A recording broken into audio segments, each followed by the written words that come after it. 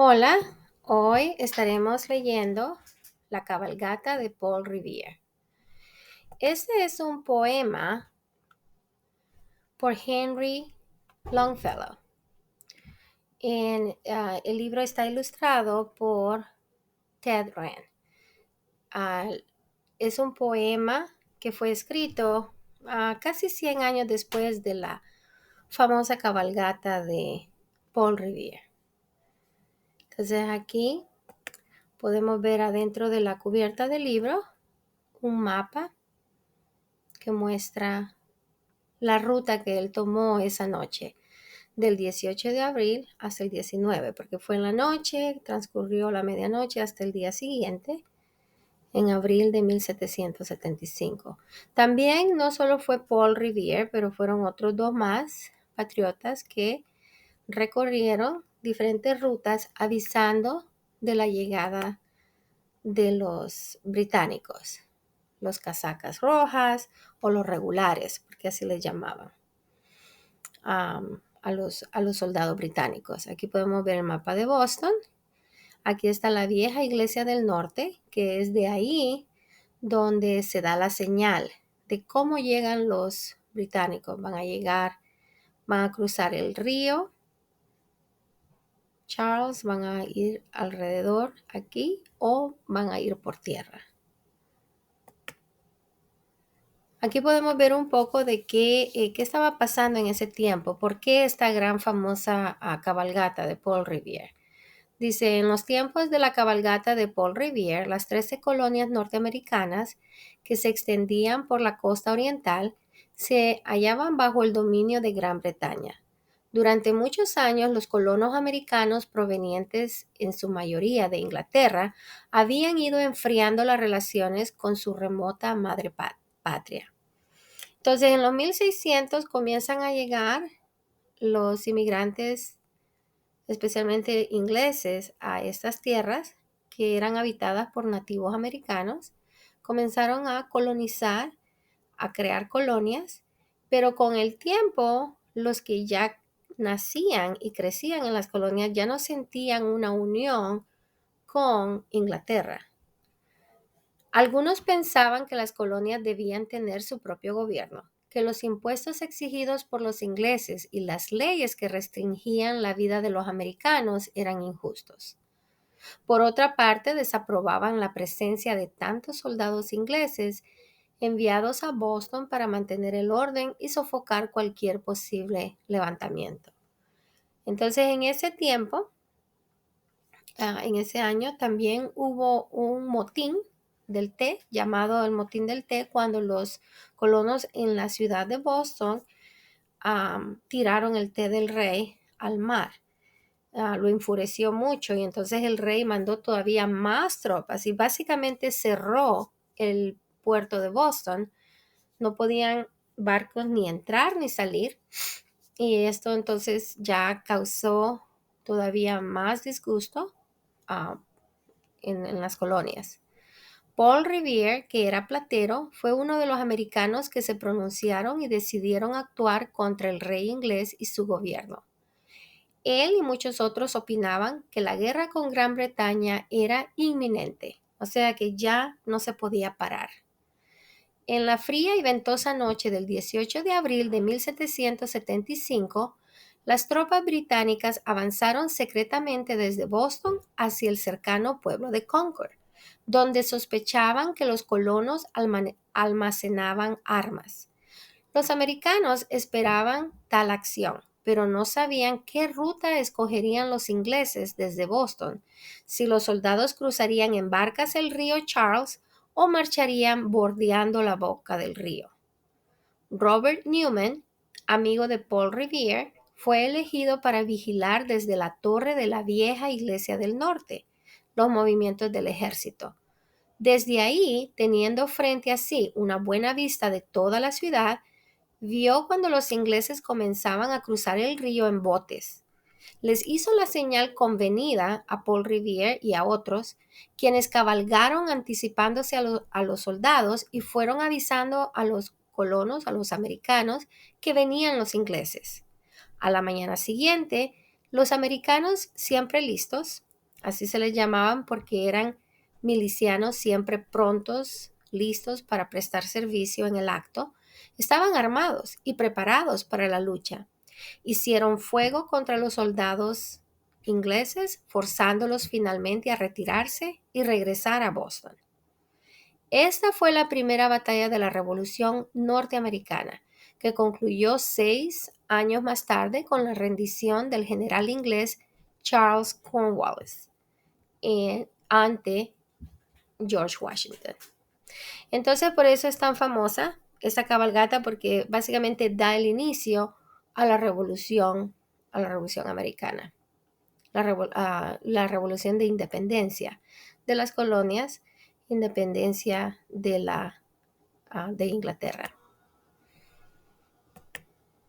Escuchen, niños míos, y les contaré sobre la cabalgata nocturna de Paul Revere, del 18 de abril del 75, fecha heroica y célebre en nuestra historia, de la que hoy no muchos guardan memoria.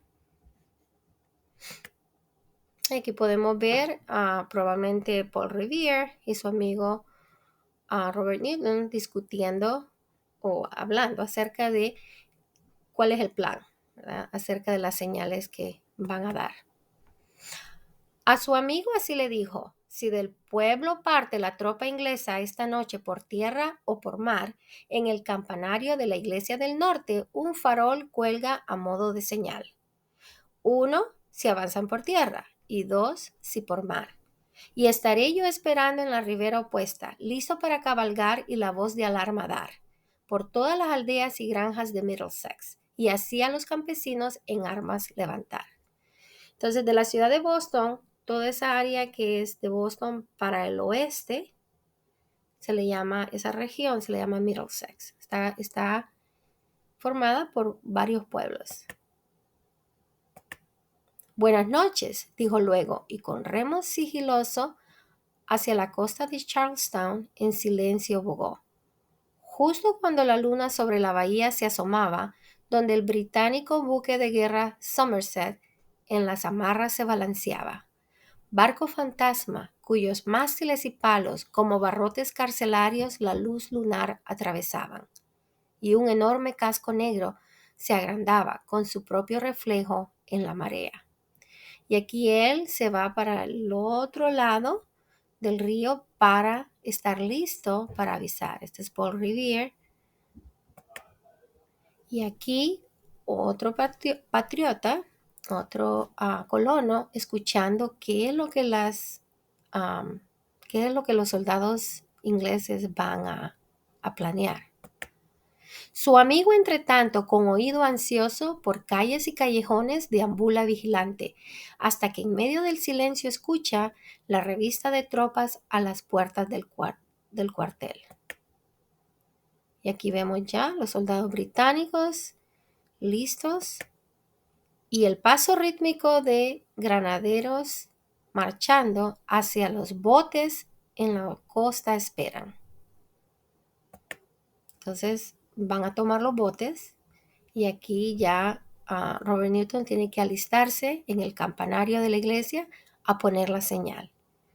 1, un farol si por tierra, 2 faroles si por mar. Entonces sigilosamente a la torre de la vieja iglesia del norte subió, por los peldaños de madera al campanario trepó, y las palomas que en las vigas sombrías se posaban, espantadas a su alrededor, se desbandaron. Bultos y sombras movedizas dibujaron. Por la insegura escalera alta y empinada ascendió así hacia la ventana más elevada. Y aquí él está observando para luego dar la señal. Donde detúvose a escuchar y mirar por un momento los tejados de la ciudad y el panorama bañado en la plateada luz lunar. Y este es un cementerio que está a la par, al lado de la vieja iglesia del norte.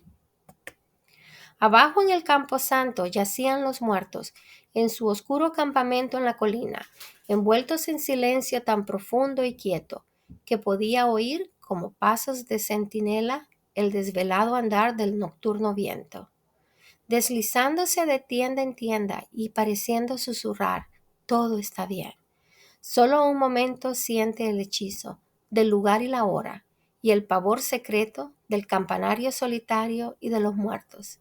Mas de pronto toda su atención se desvía hacia algo indefinido allá a lo lejos, donde el río se ensancha para unirse a la bahía, una negra línea que se encorva y flota en la marea creciente como un puente de barcas. Y aquí está Paul Revere ansioso, esperando ver la señal. Mientras tanto, impaciente por montar y cabalgar, energético el pisar de sus botas con espuelas, en la orilla opuesta caminaba Paul Revere. Ora el anca de su caballo palmeaba, ora el paisaje cercano y distante contemplaba. Luego, con violencia, el suelo pisoteaba y ceñía y ajustaba de su montura la cincha, pero sobre todo ansiosamente observaba de la vieja iglesia del norte, el campanario, que sobre las tumbas en la colina se alzaba, quieto y espectral, sombrío y solitario. Y aquí está, listo para cabalgar, cuando vea la señal, y de pronto descubre allá en el campanario una tenue luz y luego un vivo destello. Monta entonces de un salto, la brida vuelve, pero se demora y observa, y a su vista aparece un segundo farol que en la torre se enciende. Entonces ya sabe la señal que los británicos van a cruzar el río Charles y así él ya sabe por dónde ellos van a llegar. Un resonar de cascos en una calle de aldea, una figura a la luz de la luna, un bulto en la oscuridad, y de los guijarros, al galopar, una chispa arranca un corcel que corre veloz y audaz. Aquí va dejando él ya la ciudad de Boston para entrar a los pueblos aldaños. Eso fue todo. Sin embargo, entre las sombras y la luz, el destino de una nación aquella noche cabalgaba, y la chispa de aquel corcel en galope raudo arrancó. Con la llama de su fuego, la patria entera inflamó. Ha dejado ya la aldea y trepado la pendiente, y allá abajo, vasto, profundo y calmo, el río Mystic se une a las mareas del mar. Y bajo los alisos que su orilla bordean, ya suave en la arena, ya sonoro en el banco de roca, se oye el andar brioso del corcel en el que galopa. Las 12 en punto, el reloj de la aldea daba, cuando el puente cruzó entrando en Medford. Oyó el cacareo del gallo y el ladrar del perro del granjero, y sintió la humedad de la niebla del río, que se levantaba al ponerse el sol. El reloj del pueblo la 1 marcaba, cuando en Lexington galopando entró. La dorada veleta que en lo alto giraba, bajo la luz de la luna vio al pasar, y negras y desnudas del templo las ventanas lo observaron con mirada espectral, como si ya horrorizadas presenciaran la sangrienta escena que allí tendría lugar. En el reloj del pueblo eran justo las 2, cuando en Concord el puente atravesó. Oyó el balar del rebaño y entre los árboles el gorjeo de las aves, y sintió el aliento de la brisa matutina que soplaba en las pardas praderas. Aquí está dando aviso a todos los siempre listos, que les llamaban a los colonos. Y en su cama dormido y a salvo estaba quien en el puente sería el primero en caer, quien ese día muerto habría de yacer, atravesado por la bala de un mosquete inglés. Ustedes conocen ya el resto. En los libros han leído cómo las tropas regulares inglesas abrieron fuego y huyeron, cómo los granjeros, bala por bala, respondieron, desde atrás de cada tapia y cada cerca del corral. Y así fue cuando llegaron los ingleses a Lexington y Concord, ya estaban los colonos avisados y empezó la lucha.